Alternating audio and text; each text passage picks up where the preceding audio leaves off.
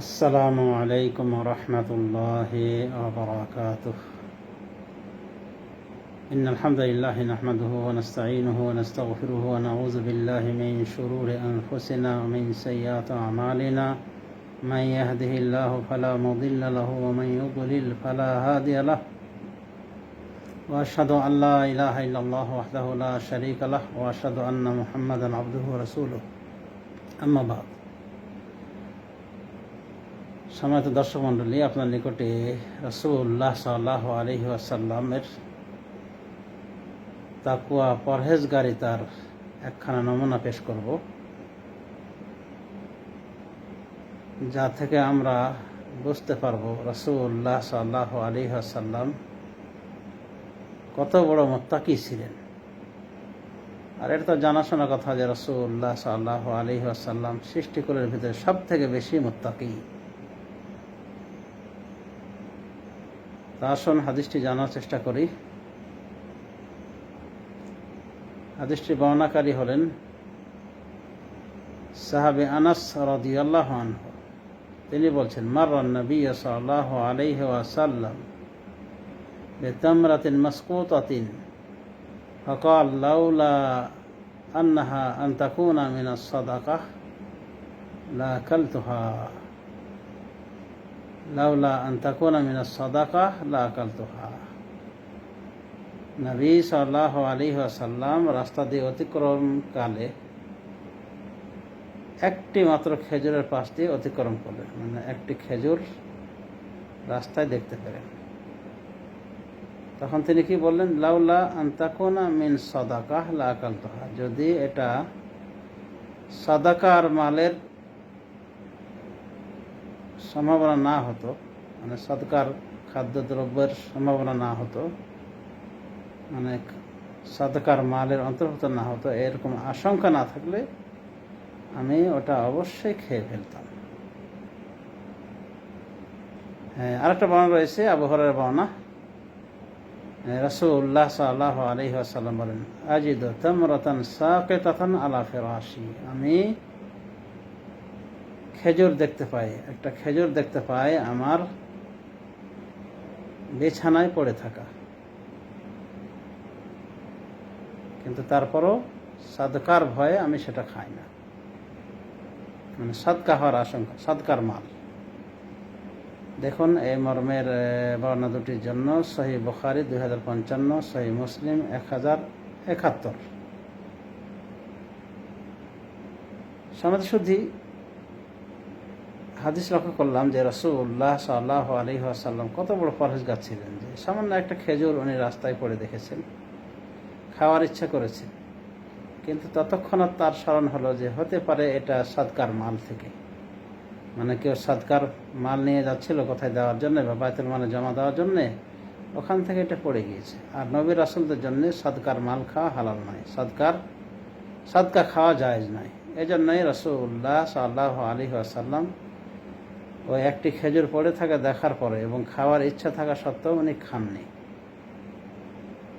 আর এক বর্ণনা মতে তার বিছানায় পড়ে রয়েছে, কিন্তু উনি সেটা খাননি, সাদকার মালের অন্তর্ভুক্ত হওয়ার ভয়, যে হতে পারে এটা সাদকার মাল থেকে তার বিছানায় পড়ে গিয়েছে। মানে এমন হতে পারে সাদকার মাল তো তার বাড়িতে থাকতো, তো হতে পারে সাদকার মাল বন্টন করাকালীন এই একটা খেজুর তার কাপড়ে লেগে গিয়েছিল আর বিছানায় পড়ে গিয়েছে, সেখান থেকে বিছানায় পড়ে রয়েছে। বুখারী শরীফের আবু হুরায়রার বর্ণনা মতে। তো এই জন্য উনি খাননি, মানে বিছানায় পড়ে থাকা খেজুরটা খাচ্ছেন না নিজের বাড়ির ভিতরে। কিসের আশঙ্কায়? যে হতে পারে এটা সদকার খেজুর, মানে বাইতুল মালের খেজুরের অংশ। আর বাইতুল মালের এই সদকার জিনিস খাওয়া রাসূলুল্লাহ সাল্লাল্লাহু আলাইহি ওয়াসাল্লাম এবং তার পরিবারের জন্য বৈধ ছিল না। তাহলে চিন্তা করে দেখেন যে সামান্য একটা খেজুর রাস্তায় পড়ে থাকা দেখলেও রাসূলুল্লাহ সাল্লাল্লাহু আলাইহি ওয়াসাল্লাম সেটা খেতেন না, এই ভয়ে যে হতে পারে এটা সদকার মাল। যদিও একটা খেজুর খাওয়া কোনো ব্যাপারই না আমাদের জন্য হালাল অবশ্যই, কারণ আমরা তো নবী পরিবার নই, আমরা নবী রাসূল নয়, নবী পরিবার নয়, যে আমার জন্য সাদকা খাওয়া, মানে সাদকা খাওয়া হারাম।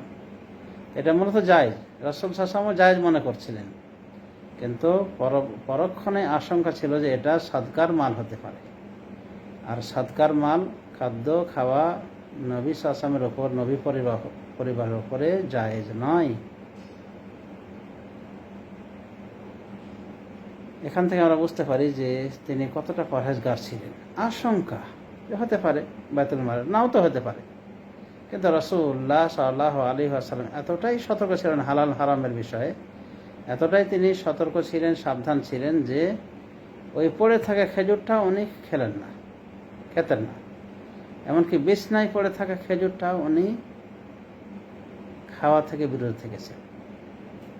কোনো বর্ণনা এসেছে উনি বলেন যে আমি খেজুরটা নেওয়ার জন্য, বিছনায় পড়ে থাকা খেজুরটা মুখে দেওয়ার জন্য উঠাই, কিন্তু পরক্ষণে মনে হয় যে এটা হয়তোবা সাদকার মাল, বাইতুল মালের খেজুর,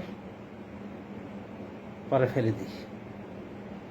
বুখারী শরীফ হাদিসে রয়েছে রাসূলুল্লাহ সাল্লাল্লাহু আলাইহি ওয়াসাল্লাম নিজের নাতি হাসান রাদিয়াল্লাহু আনহুকে যখন দেখলেন যে উনি একটা খেজুর, মানে সাদকার খেজুর মুখে উঠিয়ে নিয়েছেন, মুখে উঠিয়ে উনি খাবেন, কিন্তু রাসূলুল্লাহ সাল্লাল্লাহু আলাইহি ওয়াসাল্লাম দেখা মাত্রই তিনি কি বলেছেন?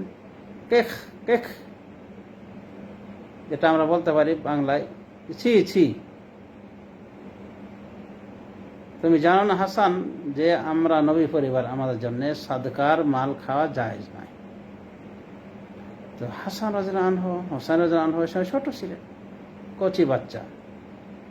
তারপর রাসূলুল্লাহ সাল্লাল্লাহু আলাইহি ওয়াসাল্লামের পরিবারের সদস্যদের অন্তর্ভুক্ত, তাই রাসূলুল্লাহ সাল্লাল্লাহু আলাইহি ওয়াসাল্লাম সাদকার মাল খেতে দেননি, সামান্য একটা খেজুর গলদ করতে দেননি হাসান রাদিয়াল্লাহু আনহুকে। এখান থেকে আমরা আরেকটা বিষয় বুঝলাম যে আমরা নিজেরা যেমন হারাম ভক্ষণ থেকে নিজেকে হেফাজতে রাখবো, ঠিক সন্তান সন্ততিকেও এভাবে হালাল খোর বানাবো, তাদেরকে হারাম খাওয়াবো না। তাহলে এই সন্তানগুলি ভবিষ্যতে আদর্শ সন্তান হবে, এবং এটাই বাস্তবতা। ইমাম বুখারী রাহমাতুল্লাহ আলাইহির বাবা মৃত্যুকালে তিনি বলেছিলেন পরিবারকে যে আমার সম্পদগুলি গণনা করো তো, আমার ধন সম্পদ, পরিত্যক্ত সম্পদ কত হচ্ছে। এরপরে যখন হিসাব করে তাকে জানানো হলো যে এই পরিমাণ আপনি সম্পদ রেখে যাচ্ছেন, তখন উনি বলেছিলেন যে দেখো, এই সম্পদের সবটুকুই হালাল দ্বারা গঠিত, অর্জিত। এই সম্পদের ভিতরে হারাম তো নেই, হারামের লেশ মাত্র নেই। এই জন্য তো এই পরিবার থেকে ইমাম বুখারীর মতো ভুবন জড়া হাফেজ হাদিস, আমিরুল মুমিনিন ফিল হাদিস জন্ম নিয়েছিলেন, এবং যার সহিহ বুখারী দ্বারা আজ সারা পৃথিবীময় আলোকিত হচ্ছে, উপকৃত হচ্ছে, এবং আশা করা যায় কিয়ামত অবধি এই সহিহ বুখারী থেকে উপকৃত হতে থাকবে উম্মাতে মুসলিমা। সুতরাং হালাল খাওয়ার একটা প্রভাব রয়েছে। অতএব আসুন আমরা নিজেরা হালাল খাই এবং হারাম থেকে সতর্ক সাবধান থাকি, কারণ হারামেরও কুপ্রভাব রয়েছে। আপনি নিজে হারাম খাবেন, পরিবারকে হারাম খাওয়াবেন, এই হারামখোর পরিবার দিয়ে আপনি কি আশা করছেন? আপনি নিজেই তো এই গজব টেনে এনেছেন নিজ পরিবারে। সুতরাং আমরা সাবধান হই, আল্লাহকে ভয় করি আমাদের নিজেদের বিষয়ে, যে আমরা হালালে সীমাবদ্ধ থাকবো, হারাম ভক্ষণ করব না, হারামে লেনদেন করব না, হারাম উপার্জন করব না, বরং হালালে সীমাবদ্ধ থাকবো এবং হালাল খাদ্য গ্রহণ করব। হালালটাই আমরা আমাদের কচি শিশু সন্তানদেরকে দেব, তাদের মুখের আহার হিসাবে। অনুভাবে নিজ পরিবার পরিজনের বাকি সদস্যদেরকেও হারাম মুক্ত রাখার চেষ্টা করব। আল্লাহ রাব্বুল আলামিন আমাদের সবাইকে তৌফিক দান করুন, যেন আমরা এই নাতিদীর্ঘ আলোচনা থেকে রাসূলুল্লাহ সাল্লাল্লাহু আলাইহি ওয়াসাল্লামের আদর্শ থেকে আদর্শ বুঝতে পেরে সে অনুযায়ী আমল করার চেষ্টা করি। আল্লাহ যেন আমাদের সে তৌফিক দান করুন। সমাজে শুধু হালাল হারামের বিরাট প্রভাব রয়েছে। সহিহ মুসলিম হাদিসে রয়েছে, একজন ব্যক্তির কথা রাসূলুল্লাহ সাল্লাল্লাহু আলাইহি ওয়াসাল্লাম বলেন যে সফর অনেক লম্বা করেছে, এলাইত কেশ, ধুলো মসৃণ শরীর, মানে সফররত অবস্থায় হাত দুখানা উঠিয়ে বলছে ইয়া রব ইয়া রব, হে রব হে রব, মানে দোয়া করছে আল্লাহর কাছে। কিন্তু রাসূলুল্লাহ সাল্লাল্লাহু আলাইহি ওয়াসাল্লাম বলছেন মাতআমুহু হারামুন, অথচ তার খাদ্য হলো হারাম, মাশরাবুহু হারামুন, তার পানীয় হলো হারাম, মালবাসুহু হারামুন, আর তার পোশাকও হলো হারাম, ও গজিয়া বিল হারাম, এবং হারাম দ্বারা তার রক্ত মাংস গঠিত হয়েছে, মানে হারাম খাদ্যেই লালতে পালতে হয়েছে, সে বেড়ে উঠেছে। ফান্না ইউস্তাজাবু লিযালিক, তাহলে তার দোয়া কেমনে কবুল করা হবে, তার দোয়া কিভাবে কবুল করা হতে পারে। সুতরাং হারাম খেয়ে ইবাদতকে বিতর্কিত আমরা যেন না করি, আমরা সতর্ক থাকি এবং হাদিস থেকে উপদেশ গ্রহণ করি, শিক্ষা গ্রহণ করি। আমরা রাসূলুল্লাহ সাল্লাল্লাহু আলাইহি ওয়াসাল্লামের অনুসরণে হারাম আহার থেকে, হারাম উপার্জন থেকে বিরত থাকি এবং হালালে সীমাবদ্ধ থাকি, তাহলে আমরা নিজেরা আদর্শবান হতে পারবো, নিজ পরিবারকে আদর্শ পরিবার হিসেবে গড়ে তুলতে পারবো। আল্লাহ আমাদেরকে সেই তৌফিক দান করুন, আমিন। ওয়া সাল্লাল্লাহু আলা নবিয়্যিনা মুহাম্মদ ওয়া আলা আলিহি ওয়া সাহবিহি আজমাইন।